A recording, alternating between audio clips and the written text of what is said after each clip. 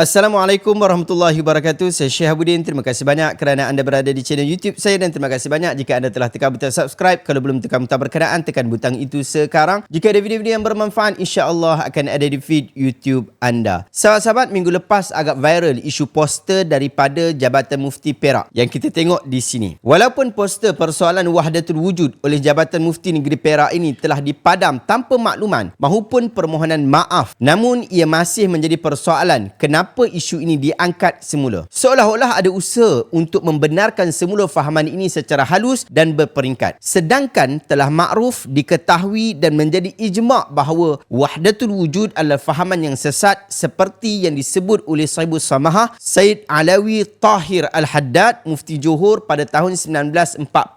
Pada tahun 2000, Muzakarah Jawatankuasa Fatwa Majlis Kebangsaan bagi Hal Ehwal Ugama Islam Malaysia ataupun disebut sebagai Jawatankuasa Muzakarah MKI telah memutuskan bahawa yang pertama, fahaman wahdatul wujud menyalahi akidah Ahlussunnah wal Jamaah dan bertentangan dengan ajaran Islam. Yang kedua, mereka bersetuju dengan fatwa rasmi negeri Johor yang telah diputuskan pada tahun 1948 oleh Sahibus Samahah Said Alawi Tahir Al-Haddad seperti berikut. Mengikut pendapat ijma' ulama', fahaman wahdatul wujud adalah kufur. Sesiapa yang mempercayai dan mengamalkan adalah murtad. Jika fahaman pengamal tersebut mempunyai isteri, isterinya tertalak dan anaknya adalah anak luar nikah dan hartanya hendaklah diserahkan kepada Baitul Mal. Yang ketiga, kitab Kashful Asrar, Ad-Darun Nafis, Hidayatus Salikin dan kitab-kitab lain yang mempunyai elemen-elemen al-wujud tidak dibenarkan dipelajari di masjid-masjid dan di surau-surau. Anda boleh rujuk dalam website fatwa di JAKIM untuk memastikan hal ini. Namun yang menghairankan, kitab-kitab yang telah diharamkan itu masih diajar secara berleluasa di masjid-masjid dan surau-surau di seluruh Malaysia, termasuk surau-surau dan masjid-masjid di negeri Selangor, di negeri Kedah, di negeri Johor, di negeri Kelantan dan seumpama dengannya. Anda boleh search saja dekat internet ni dan anda boleh cari pengajian kitab Hidayatus Salikin. Anda akan jumpa ramai daripada kalangan ustaz-ustaz mengajar kitab yang mempunyai elemen wahdatul wujud berkenaan. Sedangkan majlis-majlis fatwa di negeri-negeri yang kita telah sebutkan tadi telah memfatwakan bahawa wahdatul wujud adalah termasuk di dalam salah satu pemikiran akidah ajaran sesat. Dan buku-buku yang telah disebutkan mempunyai unsur-unsur itu seperti mana yang telah dijelaskan dalam fatwa Majlis Muzakarah Fatwa Kebangsaan yang saya telah sebutkan tadi. Sahabat-sahabat, orang-orang Kedah yang menonton, Fatwa Negeri Kedah pada 29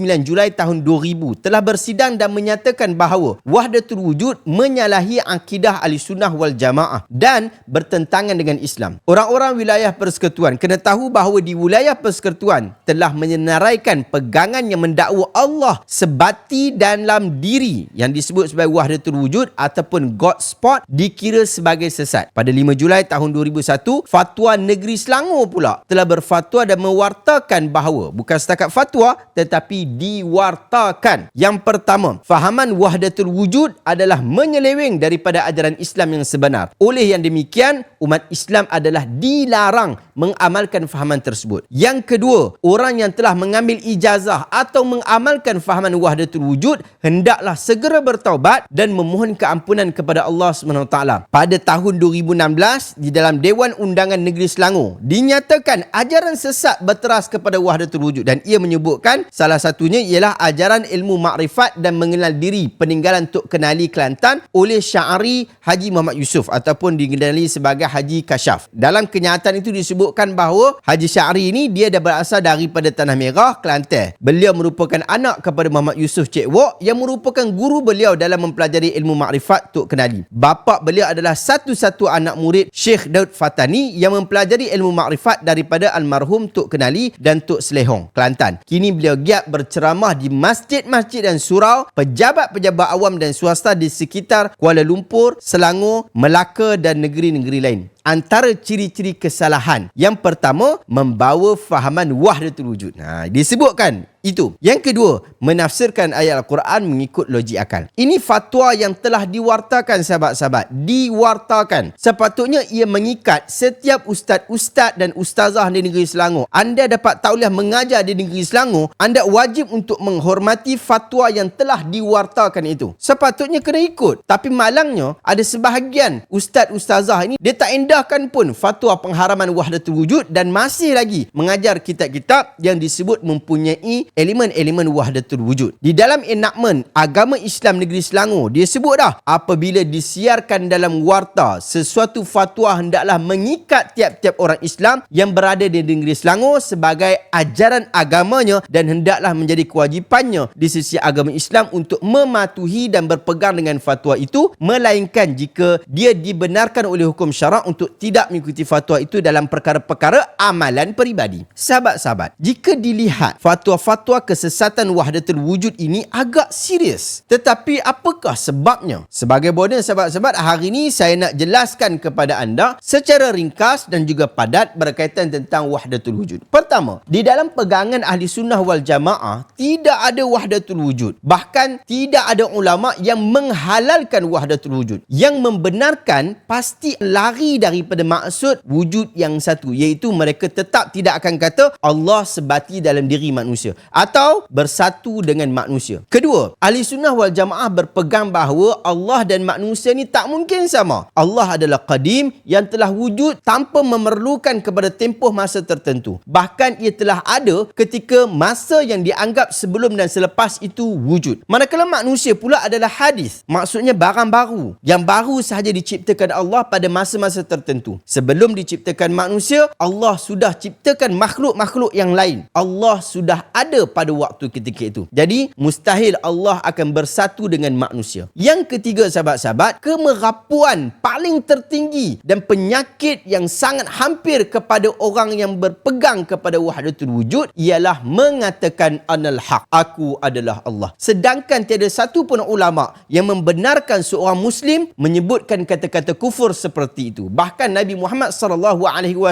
yang kita anggap dia adalah manusia yang paling kenal Allah, tetapi baginda pun tak pernah sekalipun sebut kepada sesiapa pun bahawa dia adalah Allah. Tetapi orang yang terkena dengan penyakit wahdatul wujud sehingga berlaku ilhad, mereka akan mengatakan bahawa aku adalah Allah, aku Allah dan seumpama dengannya. Negeri Johor sahabat-sahabat dah fatwakan sesat kepada Sihak. Sebab apa dia fatwakan sesat? Antaranya adalah disebabkan Sihak mengatakan Muhammad adalah Allah. Ini adalah konsep yang sama dengan ilhad dan juga wahdatul wujud. Jika anda mengatakan, kalau orang tak puas hati dia kata, tak ada masalah pun kata aku adalah Allah, itu adalah tanda dia mengenali Allah Ta'ala dalam mata batin dan seumpama dengannya, dan tak ada masalah juga sebut bahawa aku telah bersatu dengan Allah, kerana ini adalah perkataan-perkataan ahli sufi yang tidak dikenali oleh kata-kata orang yang tidak menjadi ahli sufi. Sahabat-sahabat, ini adalah perkataan yang kufur. Kalau kita kata ini adalah perkataan yang tidak kufur, bagaimana pula dengan kata-kata Fir'aun? Fir'aun sebut lebih kurang. Fir'aun sebut, ana rabbukumul a'la, aku adalah Tuhan kamu yang maha tinggi. Bukankah kedua-dua kata itu adalah kata-kata kufur yang dihentam habis-habisan oleh agama? Wallahi sahabat-sahabat, ini adalah fahaman sesat yang sangat dibimbangi. Jadi sahabat-sahabat, saya mohon kepada kita semua untuk berhati-hati daripada menyebarkan fahaman wahdatul wujud. Demikian juga saya sangat-sangat memohon kepada pihak-pihak jabatan agama untuk lebih berhati-hati ketika mengeluarkan apa-apa kenyataan di dalam website rasmi anda, kerana ini berkaitan tentang akidah umat Islam. Dan terima kasih banyak, saya ucapkan terima kasih banyak kepada mungkin admin page berkenaan kerana telah menurunkan post berkenaan. Hari ini anda cuma boleh nampak gambar ini di media-media sosial, tetapi anda tidak nampak lagi ia di dalam page rasmi daripada Jabatan Mufti Negeri Perak. Alhamdulillah, Alhamdulillah, Alhamdulillah. Semoga ia menjadi pengajaran kepada kita. Mungkin Jabatan Mufti Negeri Perak apabila keluarkan kenyataan berkenaan, dia diturunkan dengan tujuan dia bimbang terhadap salah faham masyarakat terhadap isu wahdatul wujud. Wallahualam sahabat, jika anda puas hati dengan kajian dan semakan saya pada kali ini, tolong share kepada orang lain. Tolong share dekat media-media sosial anda yang anda sedang tonton sekarang ni. Tak kira lah di Facebook, di TikTok, di YouTube dan sebagainya. Tolong share supaya lebih ramai orang dapat memahami apa yang kita faham. Dan jika anda berhajat nak sokong projek memandaikan umat dengan ilmu yang saya sedang lakukan ini, anda boleh join tim saya dalam Koperasi Usaha Ilmu. Saya letakkan link dekat bawah bawah, dan jika anda mahu sokong saya secara peribadi, anda boleh tekan butang super thanks yang ada di bawah. Terima kasih banyak. Jumpa lagi dalam video reaction seterusnya. Assalamualaikum warahmatullahi wabarakatuh.